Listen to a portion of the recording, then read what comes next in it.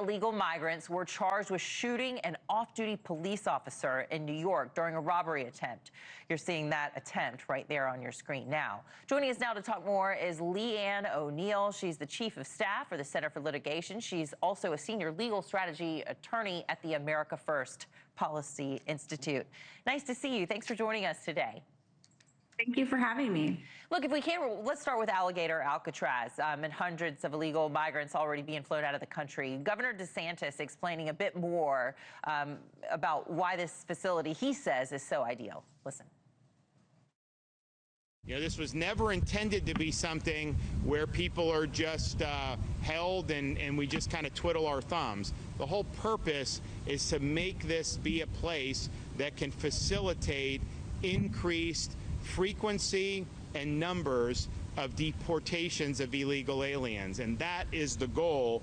And one of the reasons why this was a sensible spot is because you have this runway that's right here. You don't have to drive them an hour to an airport. You go a couple thousand feet and they can be on a plane and out of here.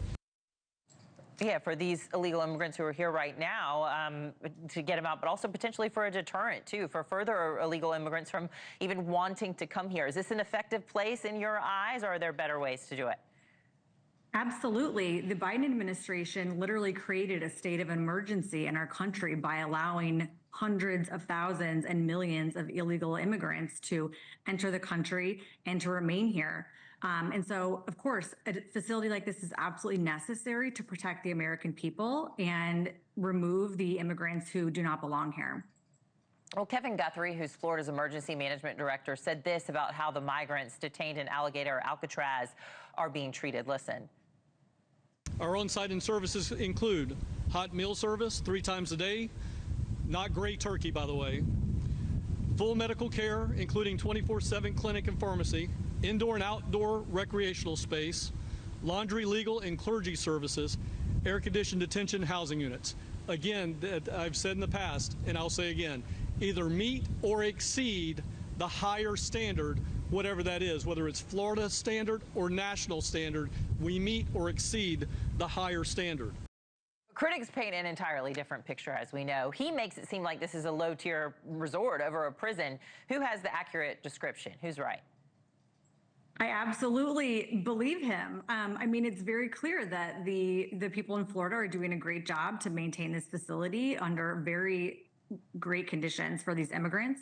And it's unfortunate that the comparison even needs to be made. I mean, the priority here is keeping the American people safe. I'm from North Carolina, and our neighbors to the south, South Carolina, are talking about having a Palmetto Pen, potentially modeled a bit after Alligator Alcatraz. Some other states are discussing having similar facilities as well. What do you think of that?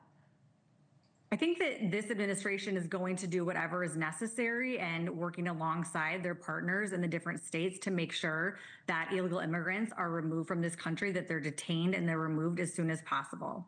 All right, let's take a look at these border numbers. If we can go ahead and put this up on our screen for our viewers to take a look at. This is from May to June. It's a significant drop just from May to June, but let's zoom out a little bit more. If we can take a look at this now, from December of last year to now, it's a drastic difference, and those numbers were higher the further back into 2024 you go. So is President Trump's immigration plan working?